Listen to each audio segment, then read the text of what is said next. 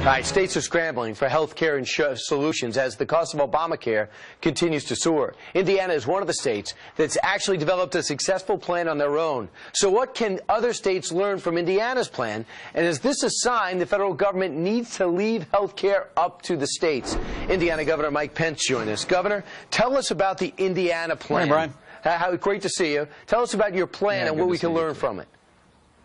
Yeah, well, we call it the Healthy Indiana Plan, and it's what experts call consumer-driven health care. Back in 2008, as we faced the rising cost of Medicaid, which right now consumes about 25% of our two-year budget, we moved in the direction of a lot of private sector industry, and we offered people a program on top of traditional Medicaid that created these power accounts. They operate like health savings accounts. Right. The state makes a contribution, the individual makes a contribution, and then there's a high deductible that backs it up. And it's been incredibly successful, incredibly popular, and most people know consumer-driven health care and these health savings accounts, getting people to take more ownership of their health care, is the way that we bend the cost curve and provide better health care coverage. All right, so let's get into the nuts and bolts of it. For example, I'm an Indiana resident. Yep. I get $1,100 into my account.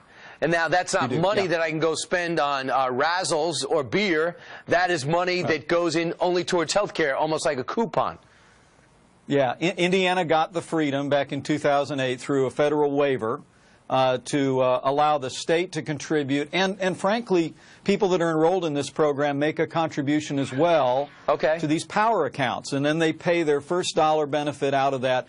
And they have an incentive to be involved in preventative health care here because we allow them to roll over their contribution to the next year if they go through wellness programs and health checks. And there's a way of verifying that I'm going to my health club, and there's a way of verifying that I'm eating right? All right, so there's preventative measures, and there's a push for that. Now let's see the last axiom, and we'll put that up in front of everybody. You have freedom and flexibility. You also have doctors reimbursed at 100% of Medicare rates. Now, doctors, I didn't think loved the Medicare rates.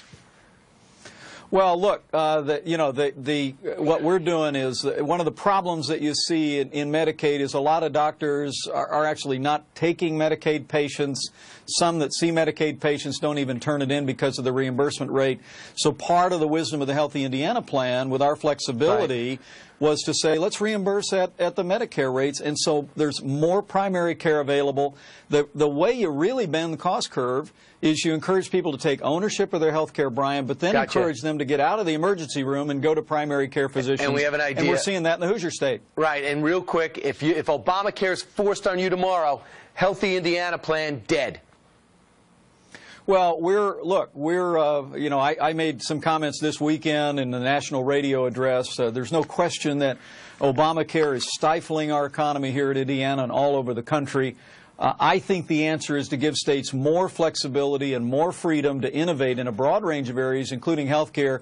We're working right now, right through today, with the federal government to get our flexibility, our waiver renewed, and we hope to have some news in the coming days. But I really do think this is part of the long-term solutions. Give states more freedom, more flexibility, allow them to compete for the best ideas, and you're going to see ideas like the Healthy Indiana Plan pop up all over the country. Right, so much you can learn from Indiana. They were one of the first to balance their budget in the roughest times. Governor, thanks so much.